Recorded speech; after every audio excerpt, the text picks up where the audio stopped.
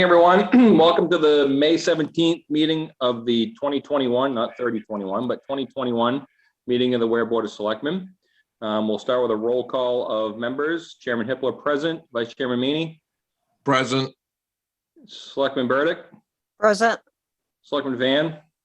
I'm here. And Selectman Osborne. Yeah.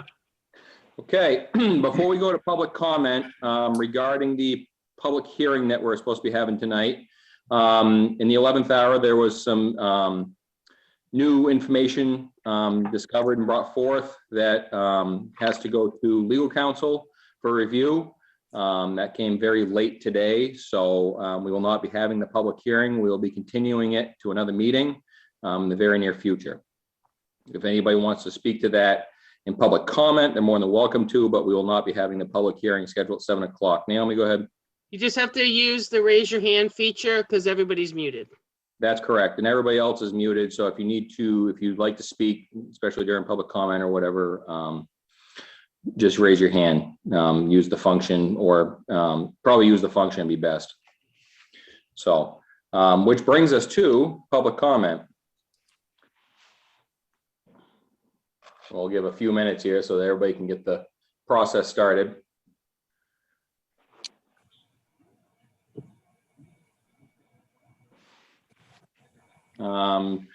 Travis, do you have any public comment? It's under reactions, Travis. You have to, I think it's reactions and then you raise your hand. All right. Is that? Yeah. There he is. Yeah, he's got it up now. All right, thank you. Yep.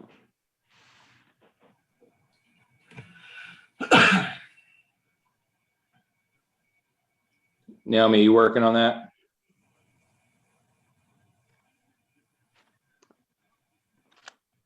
Okay, Travis, looks like you're unmuted. Okay, excellent. This is pertaining to a letter that the BOS has got, but I just want to go on video for public purposes.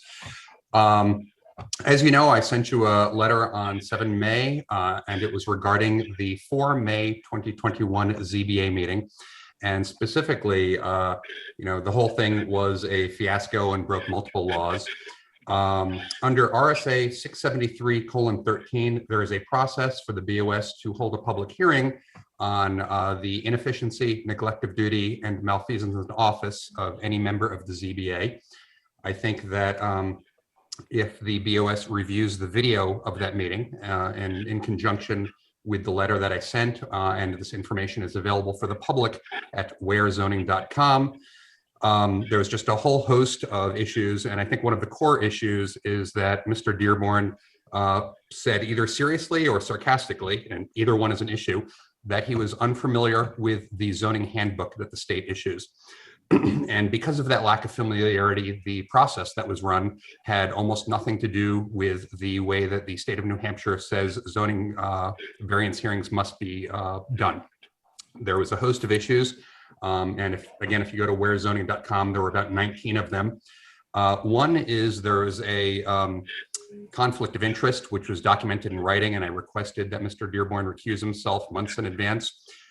Two, I sent all sorts of documents. I sent them multiple times. Mr. Dearborn tried not to let them into evidence. He stated right in the meeting that he didn't have access to them.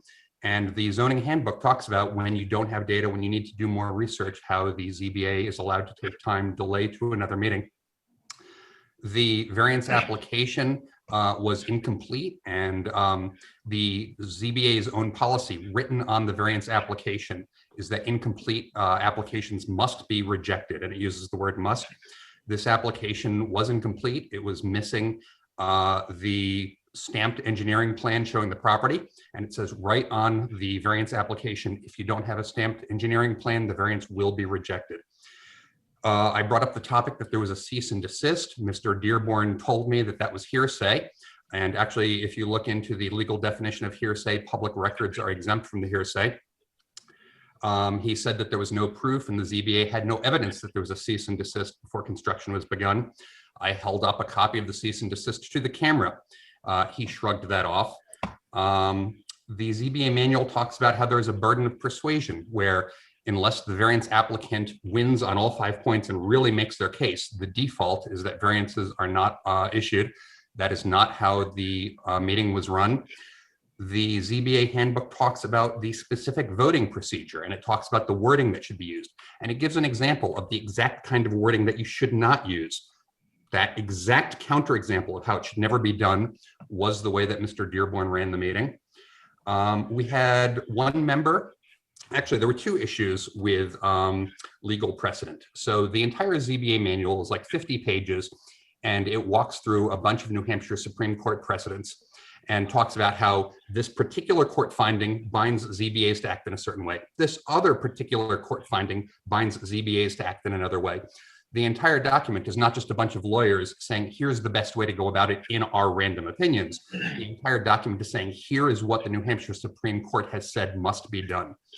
Mr. Dearborn made up a fact that is absolutely not true, that all of the precedents that I cited were no longer controlling. These precedents were taken from a copy of the ZBA manual that was published last month. Mr. Dearborn just made up the fact that these were all repealed or revoked or overruled back in 2010. We had another member of the ZBA go on record that variance hearings are not about precedent, that decisions under the laws of New Hampshire are not bound, apparently, by what the New Hampshire Supreme Court has said that New Hampshire laws are. There was mishandling of evidence. There were several pieces of information that I had submitted. The ZBA didn't have copies of any of them. There was a failure to understand how personal circumstances differ from characteristics of the parcel. And the ZBA manual, if you read through it, goes into this in depth. It's very important.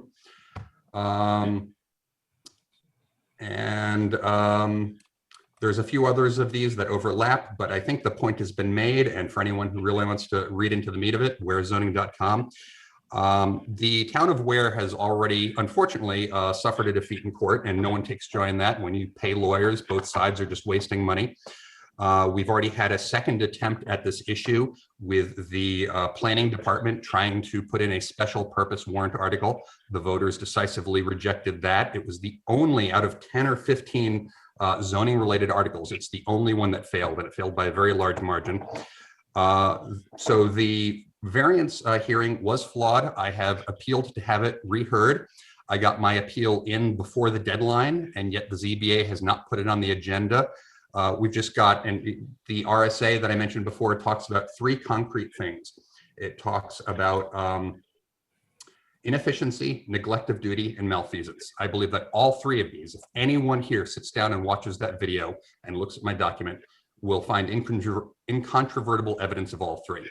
Right now, the town of Ware is heading towards another court case, and I suspect that they will lose very badly. I believe that taxpayers in Ware have already spent $20,000 defending this nonsense. I think that there's a lot of good people in town government. I think that we can avoid wasting another $20,000 of taxpayer money. And so I encourage the BOS to investigate their duties under RSA 673:13 and hopefully head off a lot more wasted time, energy, and taxpayer money. Thank you for your time. Thank you, Travis. That letter is going to be forwarded to us. It was not, it went to Naomi, and she's going to forward it to us though for review. So just so you know. Okay. All right. Any other public comment? And looking for a hand raise. Looks like Linda has her hand up.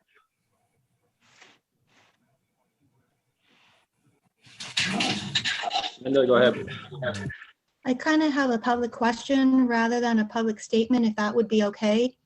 Yeah. I have a question about all of the other boards or the committees in the town of Ware have an ex officio from the select board as a member. Why does the zoning board not have an ex officio from the select board? I cannot answer that. That is a good question, but I cannot answer it. Naomi, any input, or Jack? Not required by RSA. Okay. Yeah, I think where it sits differently, it sits as a quasi judicial board.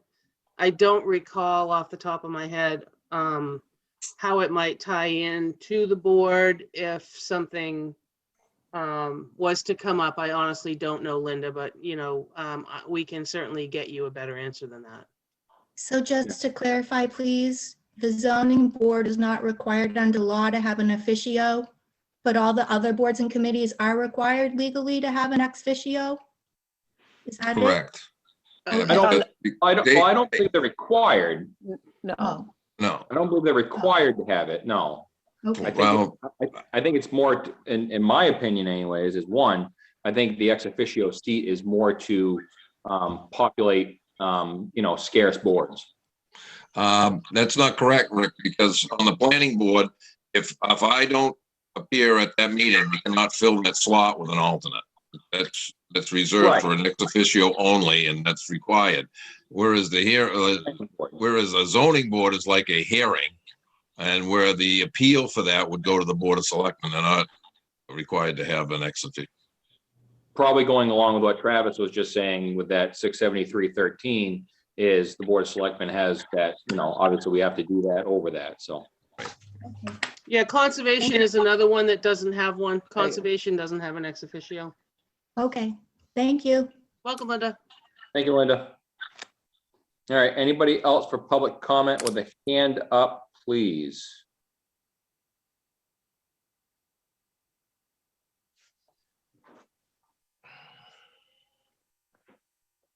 I don't see any.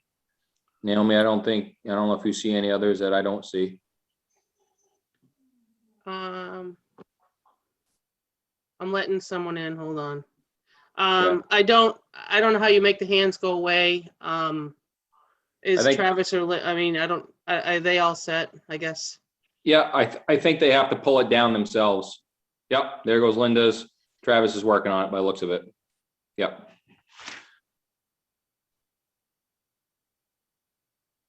Yeah, he's looking around. I can see him. So I think it's under reactions. I think you have to just click it again, Travis. He's No? working on it. He's good. Okay. So, all right. All right. So we'll move on from public comment then to department head committee items, which I believe we have Chief Moore on tonight. So if you could go ahead and release him, Naomi. Yeah. I always kind of wanted to say that about the police chief, excuse me. Release him for what? Well, I don't know. Release him from being muted. I asked him to unmute, I believe. There he is. I see. He's unmuted now. You did, and I don't have anything. I was just on in case we wanted to talk about the push to talk accessory that we can put attached to the radio system. Yeah, I think that's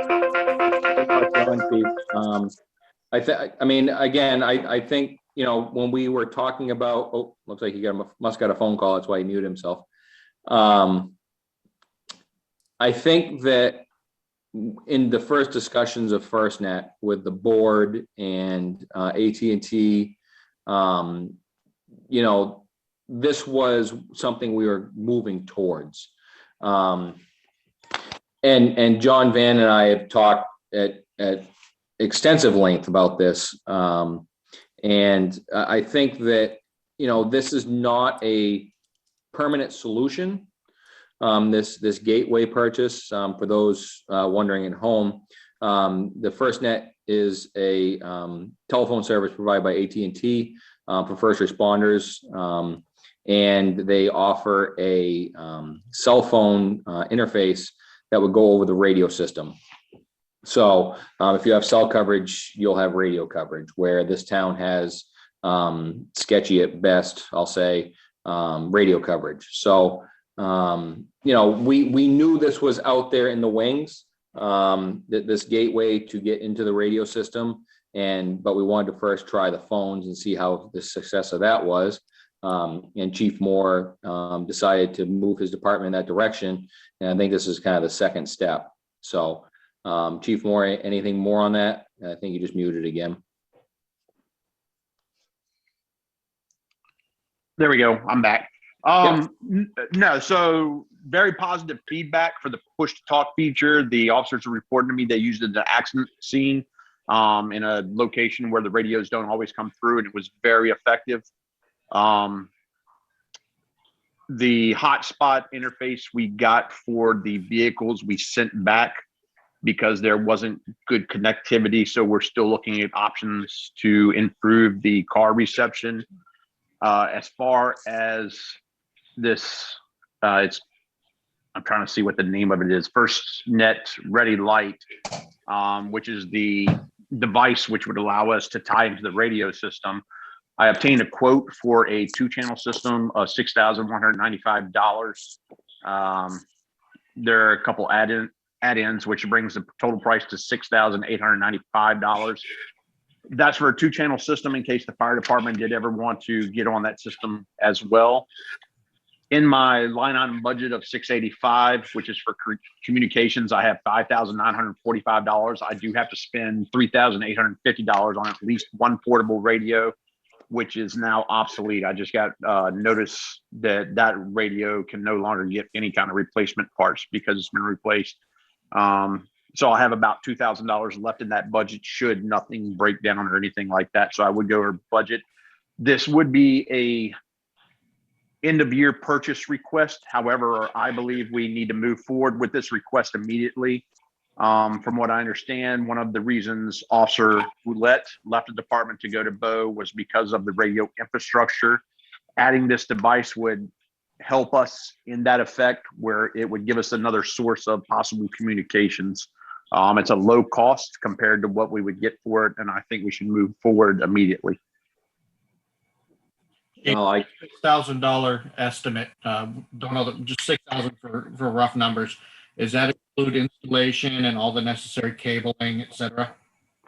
It doesn't include cables which hook whatever. So we use a donation radio, whatever cable it takes, because that's specific to the actual radio we donate, which we already own. They have to buy the cable that connects the box to the actual radio we donate. And that's, I think, $40. That's the only thing this quote doesn't include from what I understand. Okay. And you have enough money in your monthly expenditures, if you will, for the added push to talk fees? Yes, that's already taken care of. We've already rolled that into our telephone line. And how long would it take from the time you get the go ahead to the time it's live? That I don't know. Okay. I personally, as one member, I don't see any reason why we should not do this. But I will poll the board. Vice Chairman Meany? The only question I have is where's the money going to come from? You know, is short in this communication item, you know, where's the rest of that other money going to come from to make up the difference? Well, I believe he'll have enough bottom line. Well, end of the year purchase, that's what he's looking. If it's the end of the year, we're a little bit ahead of that. So, you know, we have, I'm sure there's some money someplace. It's a bottom line budget, but certain encumbered expenses such as you can't tap the anything that's there for salary if you're going to replace somebody. We've lost a couple of options, but that money has to stay there for replacement for salary. Right. Or any other encumbered expenses contracts that he has. So that's the only question I have. Where's this additional money going to come from? Yeah, I'll have plenty in my end of year budget just from the salary because I'm carrying a vacancy right now. That vacancy, we're looking at new officers. We're also looking at a certified officer from a local jurisdiction who's looking to come over. But I'll have plenty in that line in salary where that would have been available for an end of year purchase anyway. Well, again, it's, you know, you can't use the salary money now. You'd have to wait till the end of the year and see if it's there. Okay, well, I don't have it in my budget then. Well, I think, Jack, I'm pretty sure, I mean, I'm pretty sure we can put on the fact that we're going to have with the one position open that we didn't fill, period. And then you know, the vacancy, that timeline, even if it's only a few weeks, you know, as long as the chief keeps everything else in line, you know, I'm almost willing to bet we'll have enough money at the end of the year in his bottom line to make that occur at the end of the year. I understand what you're saying, but yeah, I mean, right now it's encumbered. That's an encumbered expense. You can't take that encumbered expense and use it for something else. You know, it's a salary item. That's what we've gone to the town for. I mean, if it's something outside of that, or like a contract, if you've got a contract with somebody, you can't take that money off the bottom line and use it for something else other than what it's encumbered for.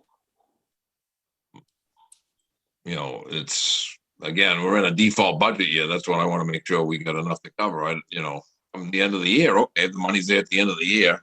We still got 6 months, a little more than 6 months before the end of the year. So Now, I think, okay.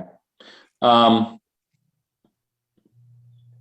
mean, at the end of the day, it's the bottom line of the entire budget. I think we could probably find it. This is a relatively small expense. You know, I understand your point, Jack, but you know, to add to the chief's statement about Officer Ouellette, I mean, the radios are terrible. I don't disagree. They're flat out I unacceptable. don't disagree. And But this is we're putting ourselves, if we don't make some kind of improvement, we're putting ourselves in a jackpot. 100%. well, we've also got federal money coming at some point, you know, for $950,000 that we can use towards the radio system. We haven't, well, don't put the eggs, you know, for the chicken, because we, you know, we haven't put that in yet. We haven't submitted that yet. No, but we get the possibility of that also. So that's the That radio is a system. possibility, but we need to do something now, I feel.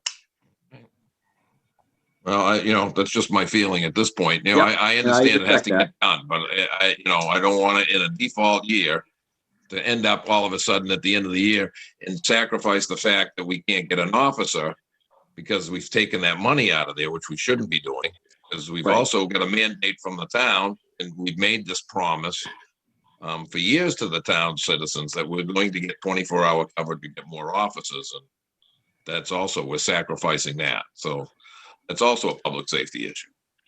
Right. Sherry, anything? Yeah, just, I thought that this was was put in the budget, that we talked about this last December, that they were gonna get new phones. They have the phones. They have the phones. This is the link to make them go through the radios. Oh, all right. And they didn't put that in the budget. Well, the Well, budget failed. The budget failed, so where it didn't pass, that probably right. was in it. Yeah. Yeah, I mean, I think Jack makes a good point, but I think we need to make sure that we're not putting people in harm's way either, so. John Osborne? Yeah, I think it's a catch-22. You know, I understand what Jack's coming with, and I understand where the chief's coming from. So, you know, it's a catch-22. But I agree with Jack. We need to, with a default budget year, we need to make sure that we have the money by the end of the year to pay for our expenses. Right. Right. John Van? I agree that we are bottom line, but to me, and I've been on this since before I was even a member of the Board of Selectmen. This is a life safety issue.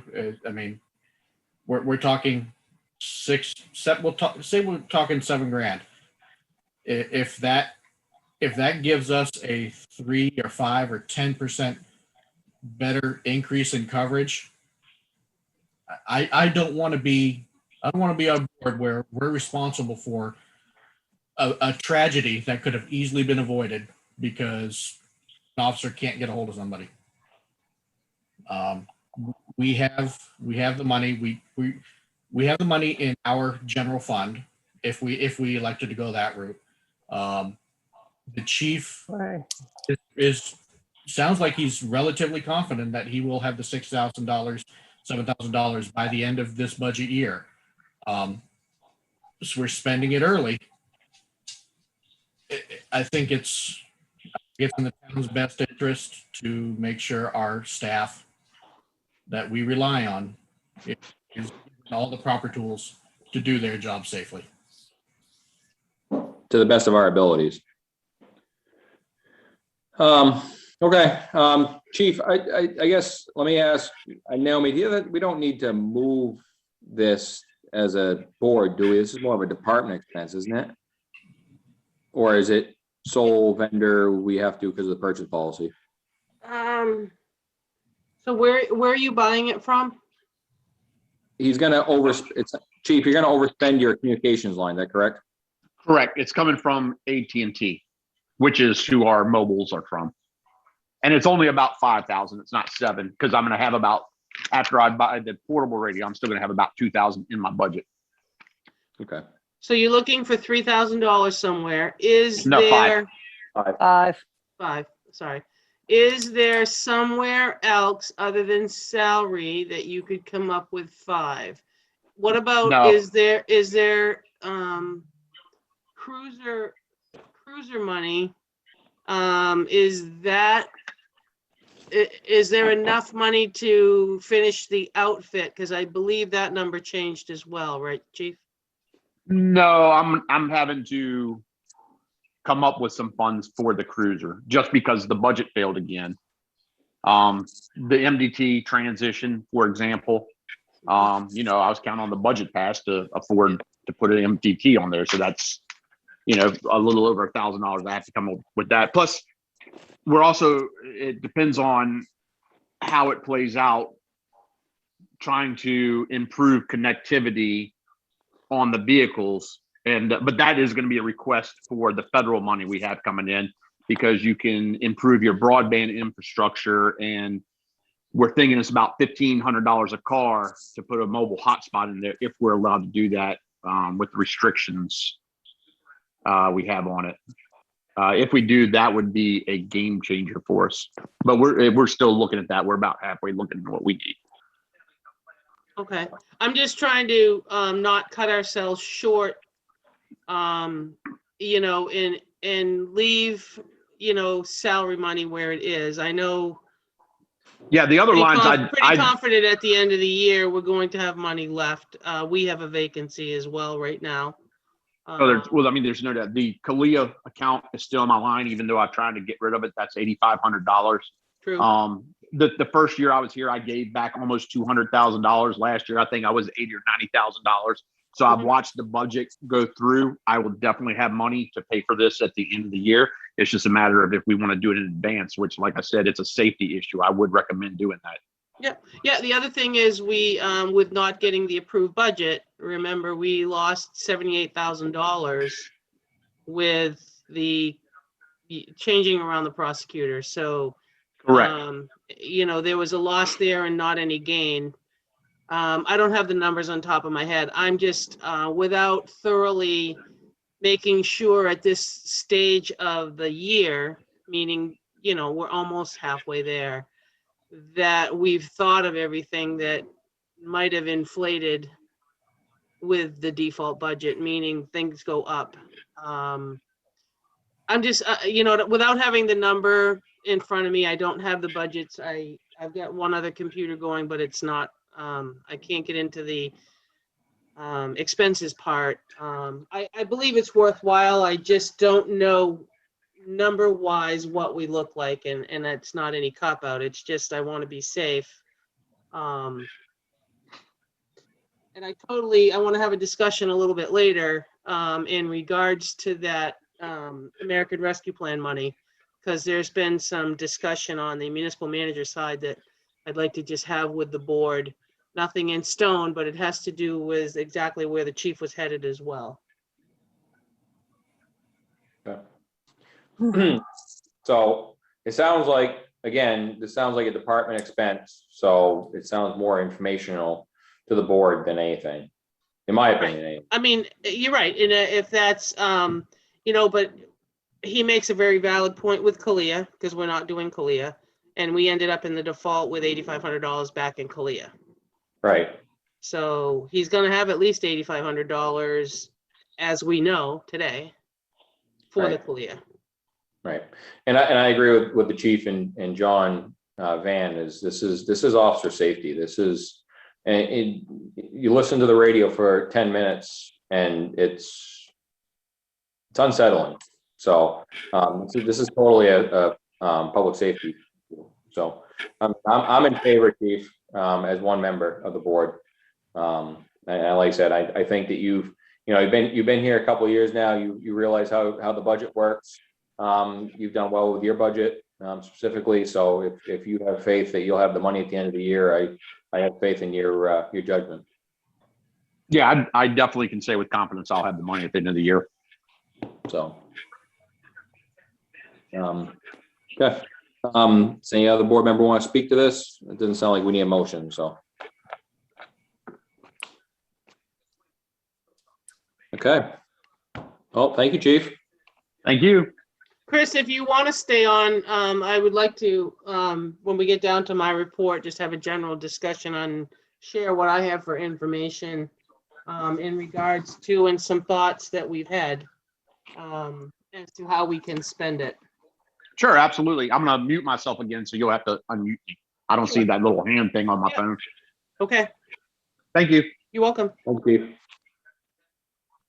All right, and again, we're 7:03 right now, but excuse me, we're not having the public hearing due to the new information that has been discovered. So we will, like I said, we'll continue that to another meeting. So that brings us to the gravel permit renewal for Clough Park Road for Tebow Corporation. Naomi, is anybody here for that? You know? No, not for that, Okay. but I can discuss it if you want. It's a pure renewal. Right. If you want, I can kind of give you the background. If you remember, would you like me to do that? Sorry. Sure. Okay, so if you remember last year, we issued on Clough Park Road, we issued a permit last year, 1 year, sight unseen due to the pandemic. So let's fast forward. The expiration of the permit now has an expiration date of May 21st, 2021.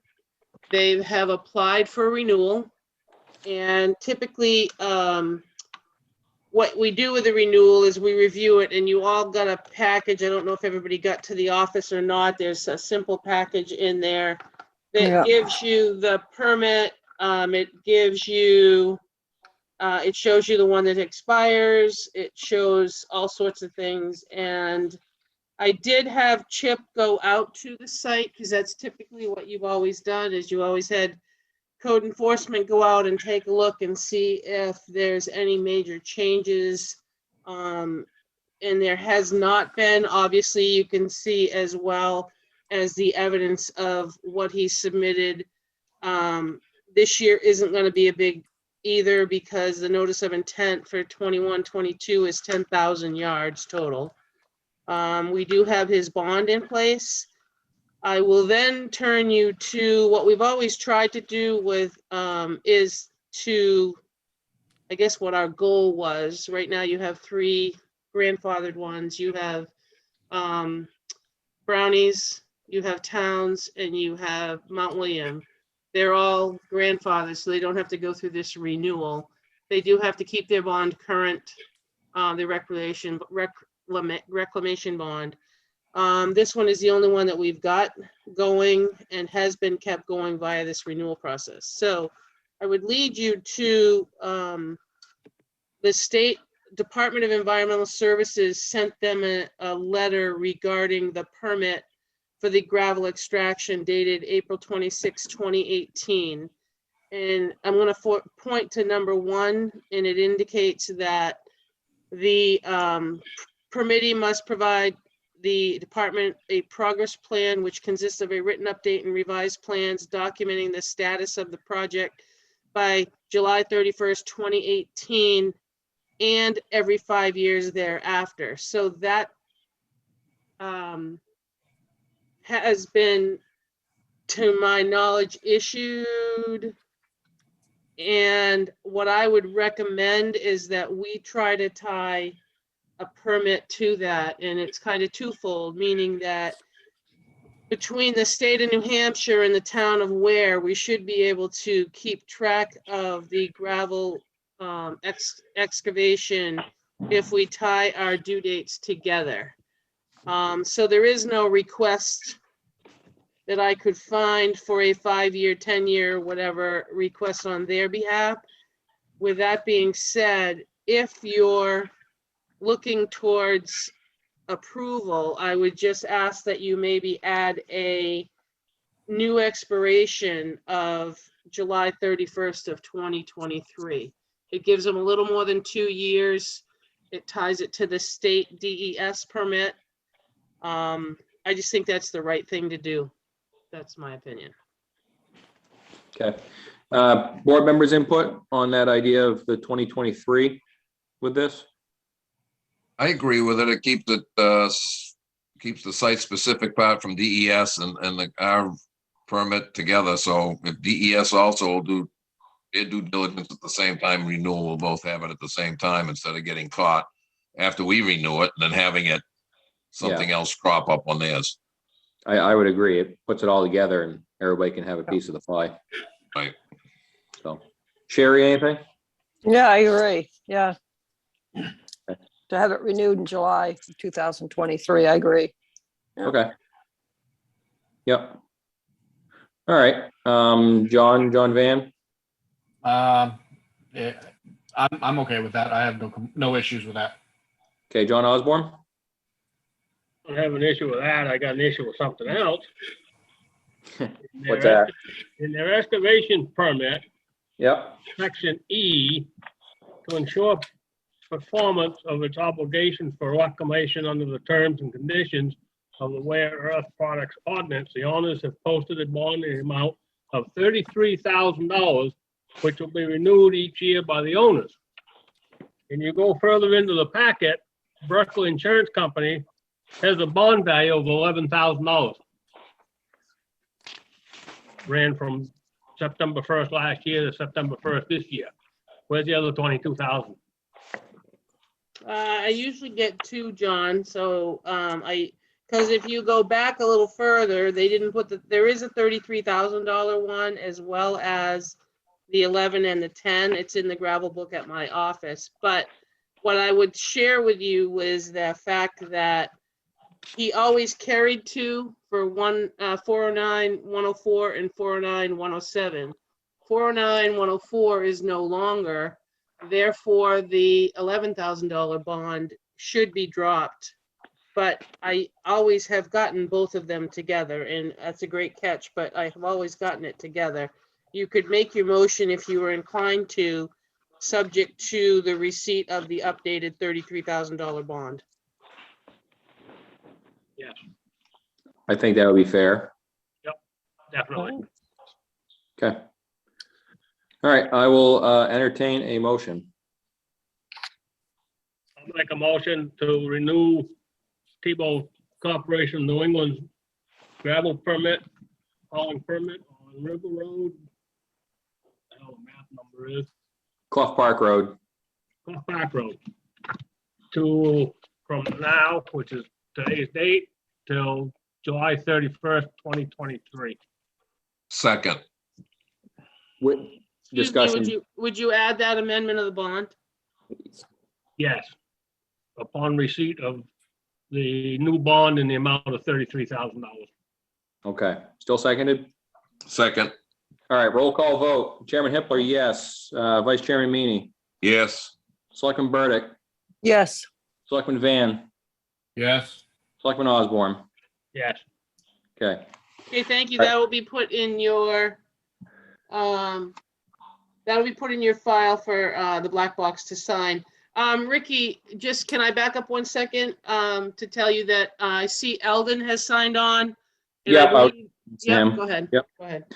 Eldon, just so you know, we got some information in the 11th hour of the public hearing on the lots up on Mount William. And we have now, well, I say we're going to continue it to another meeting until town council can weigh in on it. So just so you know, that public hearing has not occurred and it's going to be tabled until another meeting. So, all right. Yep, anytime. So, all right, we will move forward then to the manifest at this point. Going to move to order the treasurer to sign payroll and accounts payables checks dated May 20th, 2021, including the following manifest. Payroll manifest of $60,435.65 for weekly payroll. And accounts payable manifest of $43,302.33. Supplemental accounts payable for $660,000, which represents the March vote appropriations to capital reserve funds. John Stark payables for $250,000, Ware School for $300,000. The following manifests were previously ordered to be signed at the May 3rd, 2021 meeting of the Board of Selectmen. Payroll manifest of $59,139.07 for weekly payroll checks dated 5/13. And accounts payable manifest of $28,167.10 for checks dated 5/13. As there is no meeting scheduled for Monday, May 24th, as well as May 31st, we further order the treasurer to sign payroll checks dated May 27th and June 3rd, 2021, estimated to be about $150,000. Furthermore, to order the treasurer to sign up to the amount of $150,000 for accounts payables that cannot wait until the next scheduled meeting. Reports and actual check amounts will be reported to the Board of Selectmen by inclusion in the manifest memo at the next scheduled meeting. Is there a second? Second. Moved and seconded. Roll call vote. Chairman Hipple, yes. Vice Chairman Meany.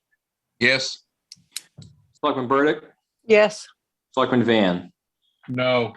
Selectman Osborne. Yes. Okay.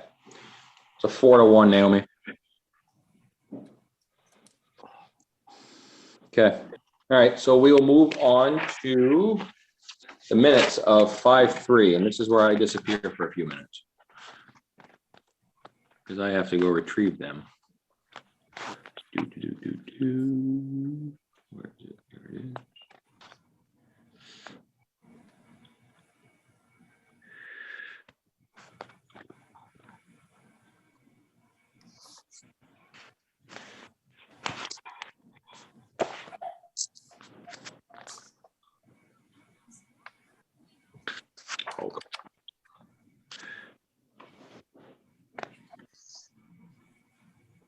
Anything on page 1?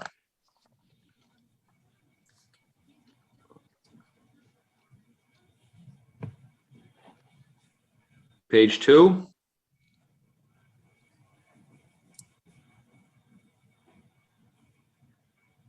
Three?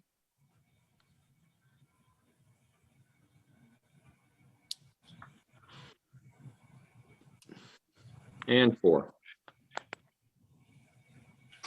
Move to accept the minutes of May 3rd, 2021 as written. Second. Moved and seconded by Vice Chairman Meany. All in favor, roll call vote. Chairman Hipple, yes. Vice Chairman Meany. Yes. Selectman Burdick. Yes. Selectman Van. Yes. Selectman Osborne. Yes. Okay. That brings us to the administrator's report. Which you don't have, so you don't have to disappear looking for it. I didn't get a chance to. I got the other computer going, so the only thing I just mentioned, I'm going to kind of go off base a little bit here. I don't have a lot to add. I do, but I don't. Did you guys all sign the warrant that Yes. was on the desk, on the table, the tax warrant for the second issue bills, because they'll be going out before Memorial Day weekend? I think, Jack, you're the only one signature missing, I think. Yeah, I didn't get a chance to today before I get to this, so. Yeah, so if you could Long do day. that, I we're hear gonna do that. it Wednesday morning. Yep. That would be great. Okay. Thank you. And then the second thing is our building inspector started today. So that was a good thing. Awesome. Something's moving in the right direction for us at this point. He'll worked with Chip today, so basically I want to take, and I will send Chip something publicly, but I want to thank Chip for filling in the interim for us. I just think it was huge for us, and I think Romeo will be a great hire. He'll work with Wendy tomorrow and the rest of the week. He's going to be there Mondays through Thursdays from 8 to 2. Mhm. I think he's going to come in at 7:30, a little bit earlier. I think he's going to work a total of 25 hours a week. So he'll do 7:30 to 2, I think, on Tuesdays and Thursdays, but I'll verify that. The second thing I also sent you was the Walker Roofing, Tom Miller came by. He finished the returns. We had a chance to talk a little bit Friday when he came to get the key to put the copper Cap. decorative cap back on. So he came, I asked him, did you find a lot of rot? He said they were actually, what the rot that we saw was basically all that they had found. So, which I think that was a good thing. So I already have the bill, which I'm gonna hold off and let you guys look at it first, please. To make sure. I know John Van talked about sending up the drone for closer, because from the ground or at 30 miles an hour going by, it looks pretty good. But I think that if we could take a closer look, that would be a better thing for us. I'll Absolutely. try to get that done some point this week, Naomi. Yeah, and you know what? It's 30 days, net 30, so we've got time Okay. to do that. Let's see, the town hall sign. I got an email today. I got it forwarded to Benji.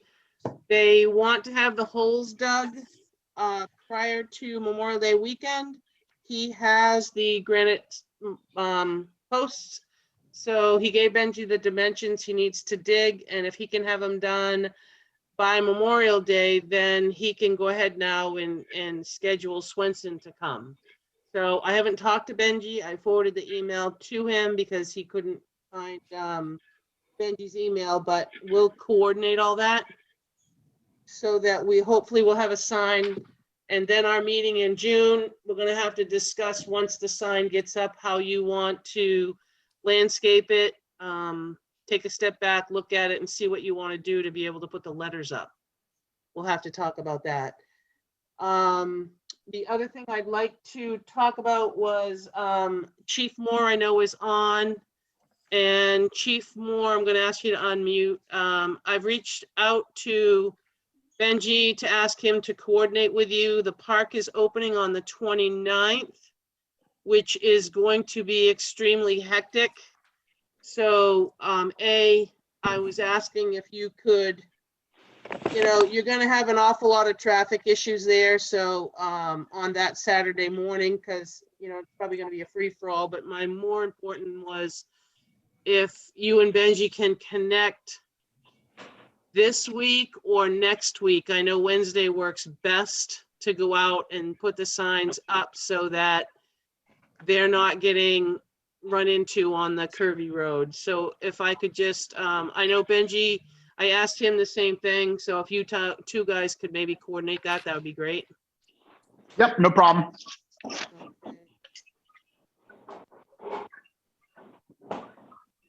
The one thing before I get into the discussion of the money, I sent you Primex. You guys had asked about the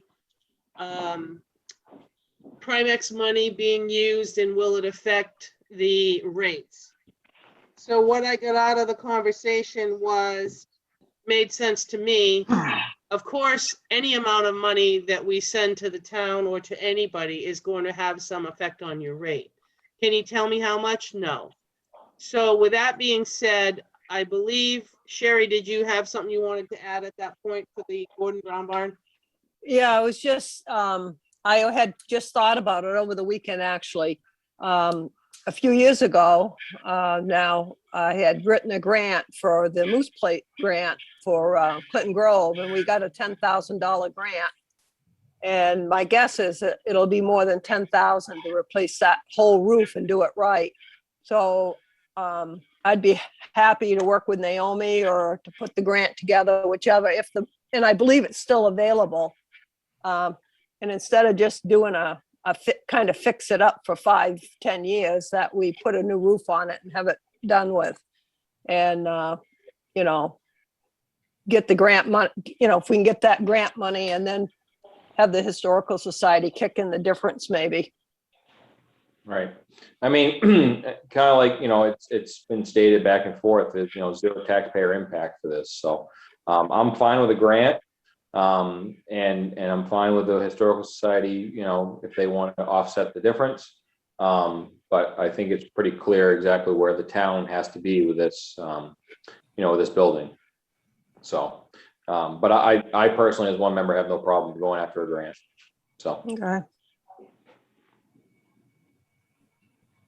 Okay, I'm assuming no one else does either. So, two things that are kind of going to probably be a lengthy discussion. We do not have a meeting. Our next meeting would be June 7th. So I'm wondering if you're prepared to talk now in regards to what you want to do for June and July as far as meetings, Zoom, in person, or things like that. How do you want to continue for June? I will entertain any board member that likes to speak. I mean, I can give you my thoughts. Sure. Okay, so Channel 9 this morning, I think, showed 6 for Ware. So that number is several days behind, just so everybody knows. As far as cases, I did reach out to Chief Vizina because they seem to get they seem to get, sorry. They seem to get emails with the updated numbers. And as of May 13th, which is last week, was the last time he got an email, there was 27 cases in Ware. Okay. So with that being said, you're hearing pressure from the, wanting to get back in person.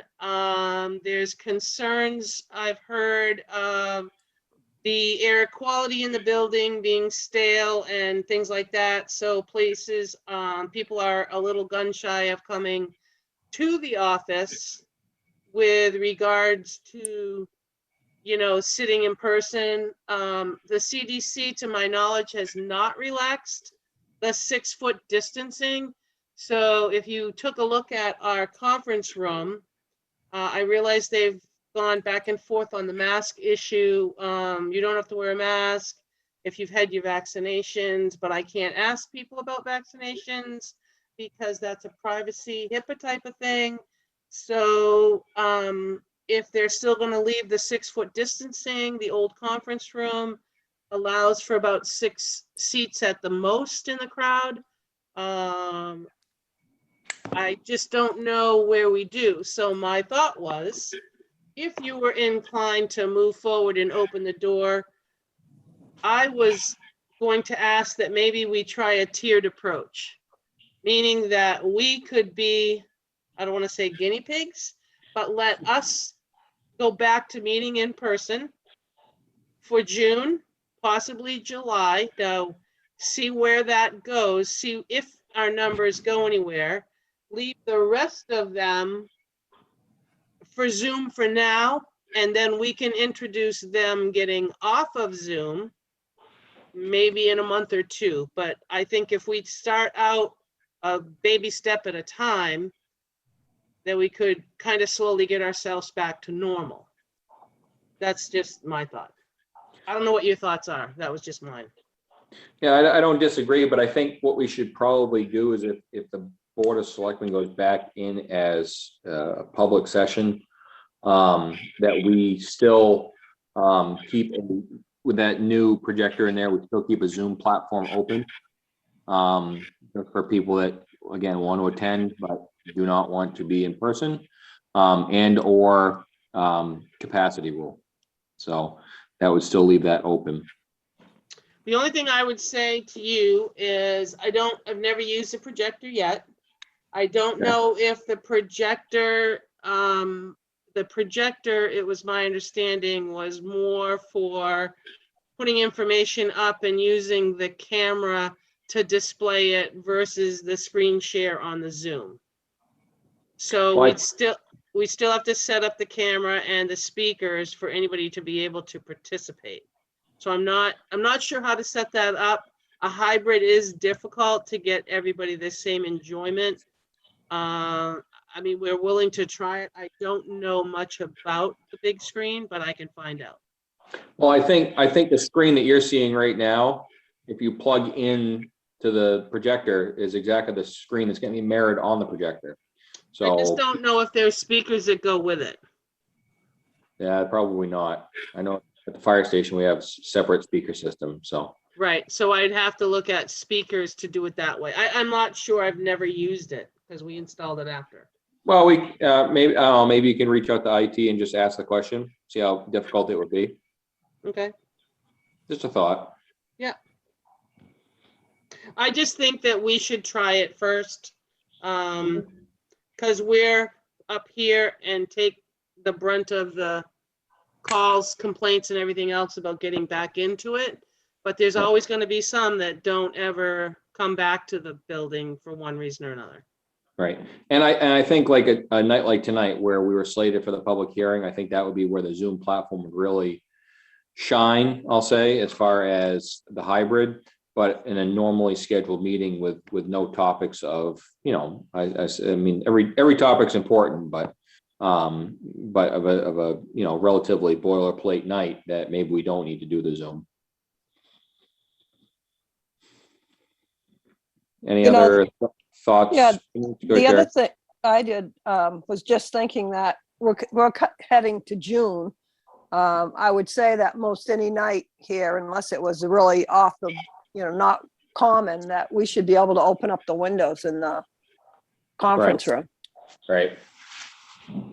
Yeah. Jack, anything?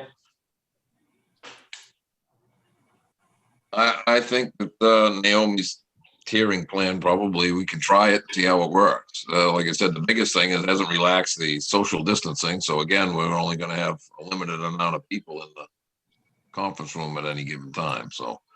Right. John Van? I want to get back to normal. No, it's, I think it's all of us.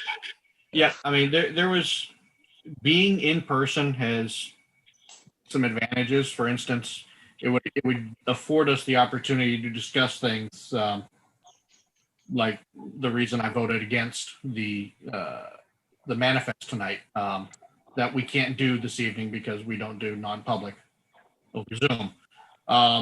But 20, what was it, Naomi? 23 people you said? 27. 27.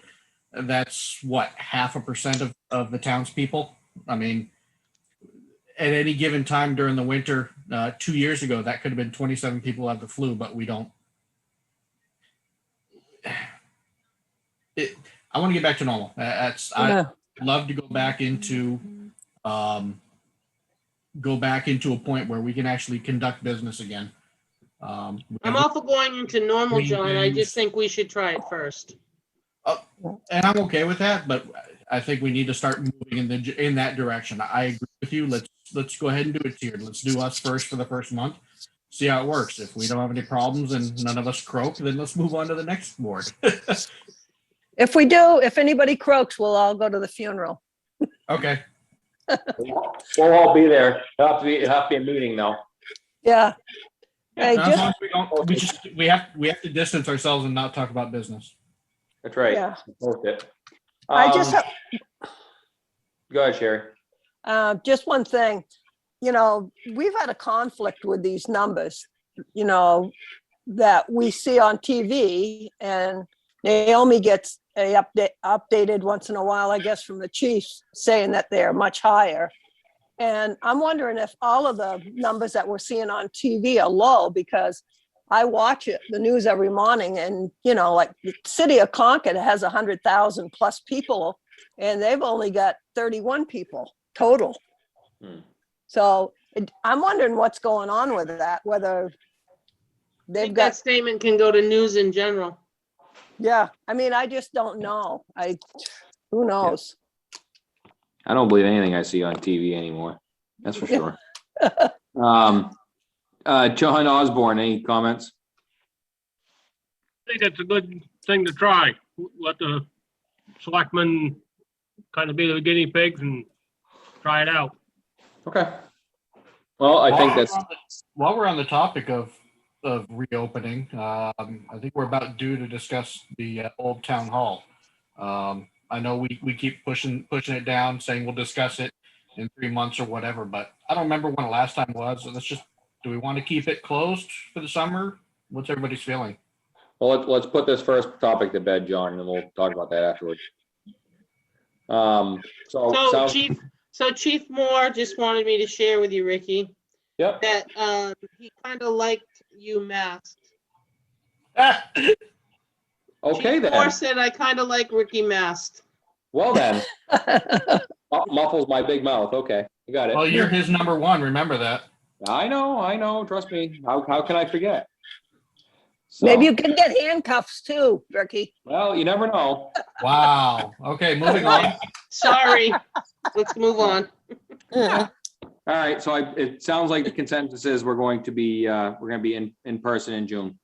So can I ask that you make a statement or a motion or whatever to indicate that the Board of Selectmen are going to be trying to go in person for June, but that the rest of the committees and commissions would stay via Zoom and we would revisit at the end of June? So moved. Second. You knew I was going to say that. Don't even start. All right, moved and seconded. Roll call vote. Chairman Hippel, yes. Vice Chairman Meany. Yes. Selectman Burdick. Yes. Selectman Van. Yes, Selectman Osborne. Yes. Who seconded? I did. Thank you. I can't write and talk at the same time. And laugh. Yeah, right. So do you want to talk about the town hall next before we move on to money? Sure. I think it would be difficult to police, John. Obviously, like we just stated, we're gonna have to have the social distancing and masks on, et cetera. I think it would be hard for the town to police that building where in the fashion that we had it before. Just my own opinion. I agree. I wanted to bring it back up so we could renew that concern of ours and want to revisit it in 2 months, beginning of August. See if anything changes. Well, I think things are changing rapidly. I think maybe we visit at the end of June. Yeah. When we revisit what we're going to do with other boards and committees. I think that might be a good time because, like I said, I mean, a lot has changed in the last 2 weeks. What's going to happen in the next 4 weeks? So, Right. I think we can revisit at the end of June. Yeah, and see where we are. You never know if you get another variant coming through. They're talking about that all the time. You don't know. People are Right. going to pick up and go Memorial Day weekend. You don't know what's going to look like. Then 4th of July is next. So that's why I said I think if we take one step at a time, start a tiered approach, be us first. You kind of go on the adage that you wouldn't ask anybody else to do what you wouldn't do. So I'm a firm believer of that. So that's why I offered you the tiered plan, and I think it will work. Yep. Mhm. So my thought would be, John, is to keep that we'll status quo until the end of June. Sure, that works for me. Yeah. Okay, and the last thing that I would like to discuss with you guys is the infamous American Rescue Plan. I don't know how much of it you read or anything like that. The town of Ware is going to be receiving $901,000, and that's going to be given to you and divided in half. So let's talk about, I'm not going to get into that one. So about $900,000, you're going to get $450,000 sometime in May, it said, and then you're going to get $450,000 again in May of 22, with the expectation that it would be used for a number of things. Hang on, I gotta get Chief Moore back in here. He keeps muting. So if you look at, there's things on there. So I just want to be clear too, it's totally separate from the school money. The school's getting their own pot of money. I think the school's going to be dividing up $350 million amongst them. I don't know. So the town of Ware, based on the census numbers, the old census numbers, the town of Ware is getting about $900,000. So you can use it in a few different things. It's to, this is where I'm thinking. I did reach out to Motorola. Motorola said there are several communities that are using a good share of their money for, it's called infrastructure technology. Broadband, when you use the word broadband, the broadband link to the American Rescue Plan is only for states and schools. So when you talk about technology and infrastructure, I think that's the terms we need to use. But the answer was from Motorola that yes, we could use the upgrade towards it. Now that's the Motorola part. He's the salesman guy.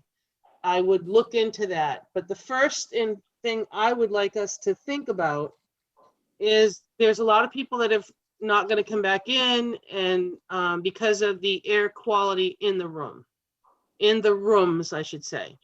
So a couple years back, we looked at air conditioners. You can put in you can replace all the air conditioning units in the town office with new ones with HEPA filters, which is supposed to be 99.97% would remove all the particles into the room that's coming through the air conditioner.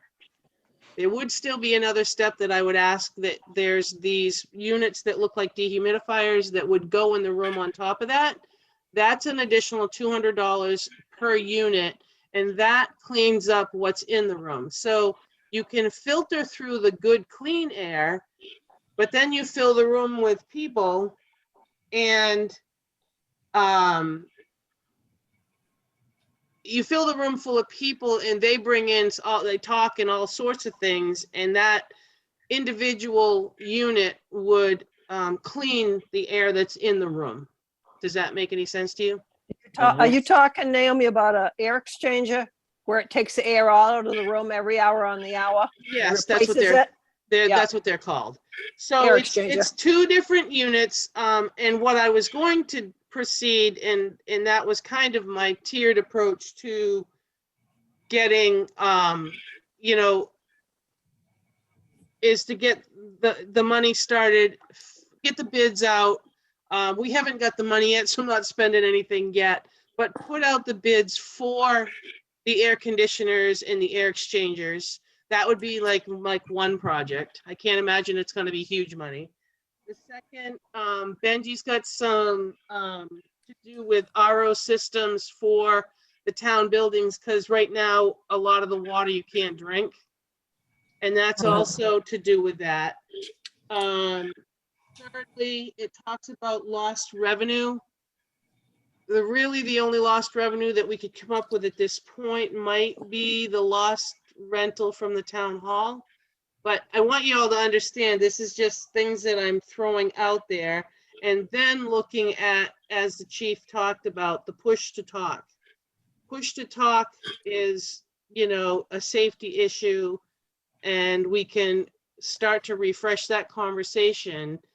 And I think there's a lot of work to be done before we can go for a tower or go for some upgrades.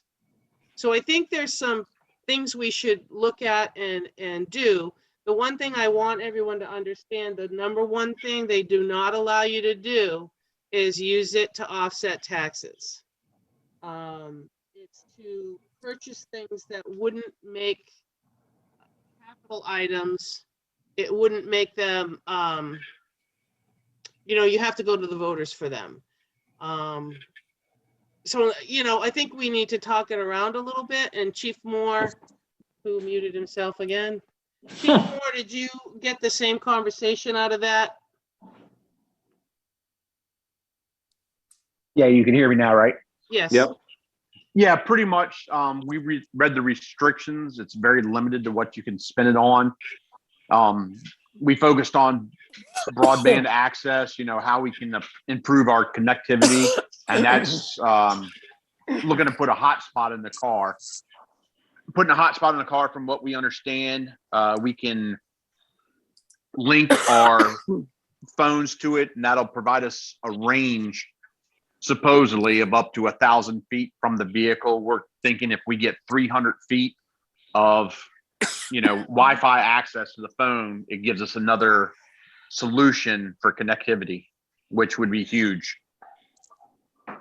So we're still looking into that. My goal is to have everything, all the information and numbers ready when we get to that point, so we can present it to the board and the board approve it.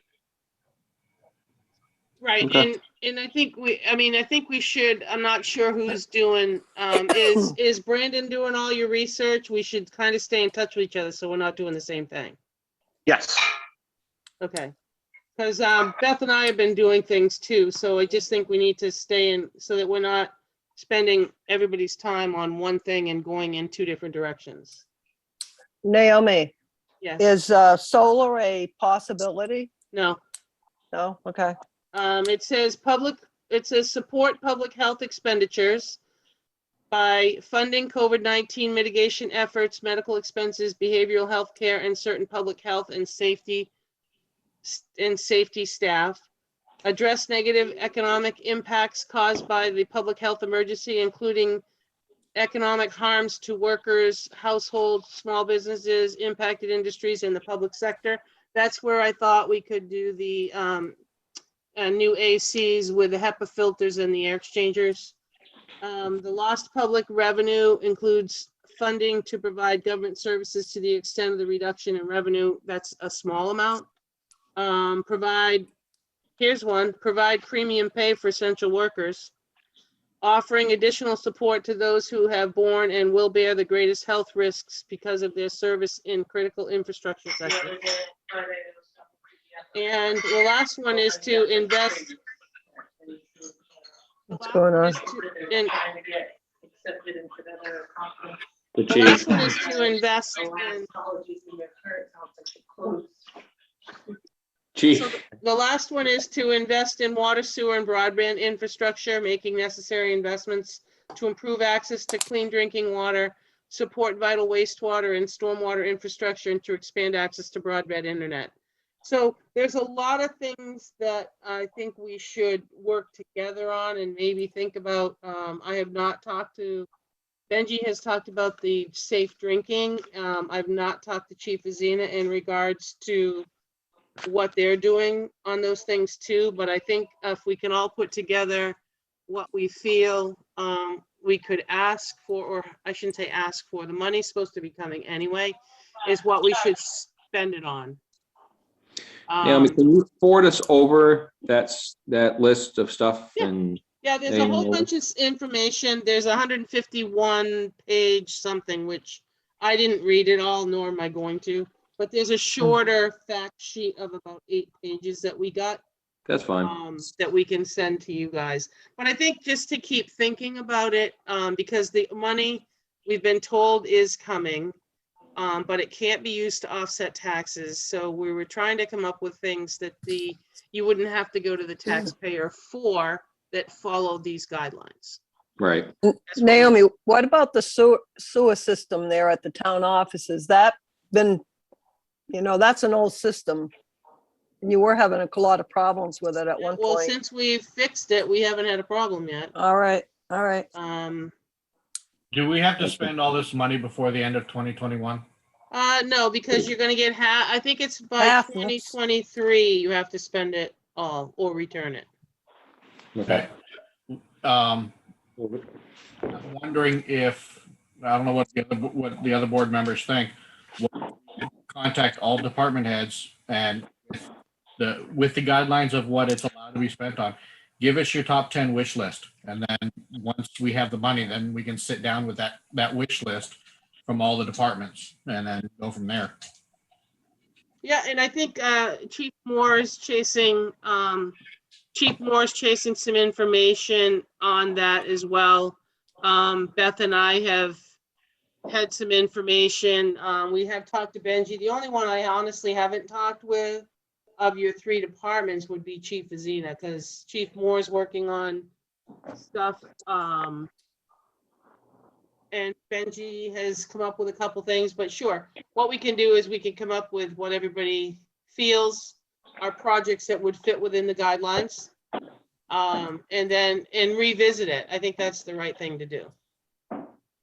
Yeah, I'd like to see like a top 10 list or a top 5 list or whatever from all the department heads. And then we have a work session when the money comes out, and that's our primary thing. Maybe we bring the department heads in and let them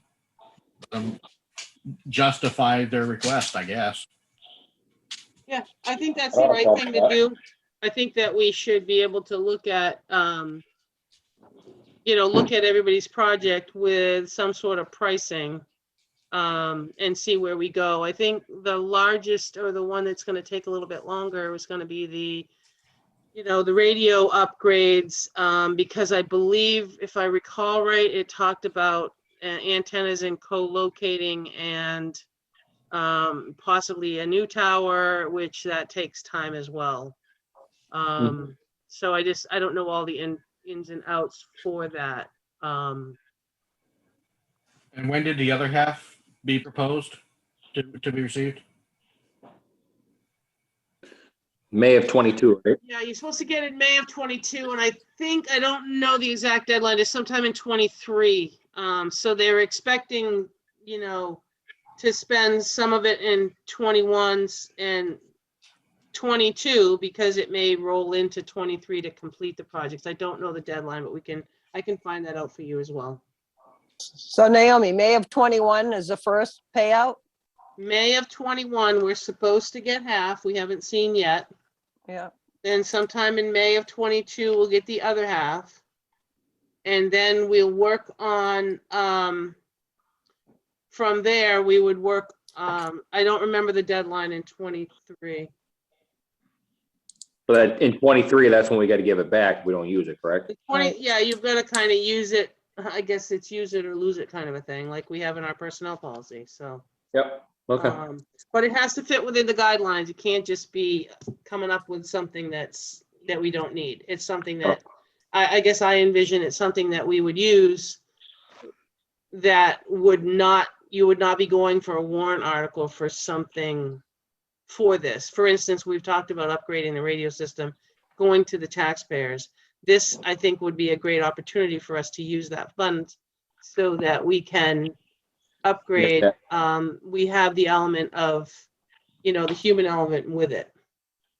It would also make that impact minimal at that point to the taxpayer. Still have some ongoing, probably if you end up co-locating antennas, you would have monthly payments probably. But Right. again, we'll have to see where we go with that. Yeah. Yeah. Okay. So that's basically all. Hi, Ed. I don't know. I muted Chief Moore. Chief Morris, does he have anything more to add? You don't want to know his reply.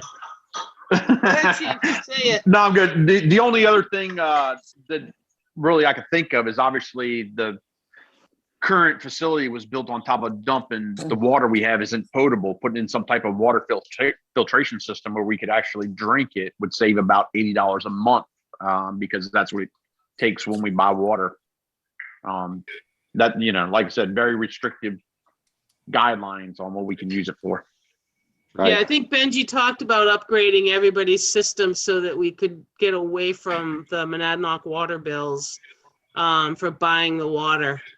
Because I think everybody, if they had an RO system, which is kind of expensive, to, make the drinkable water and get away from these water coolers. Right. I think that's a great project, but that does come under the drinking water and wastewater, so that would work. Yep. Okay. Anything else, Naomi, or you all set? That's all I had, Ricky. I apologize for no report. Yeah, and if you could, like I said, just send her along that 8-page. Yep, I got that'd be that. awesome. Yep. Moves us to correspondence, other business. Anybody have a correspondence we need to discuss?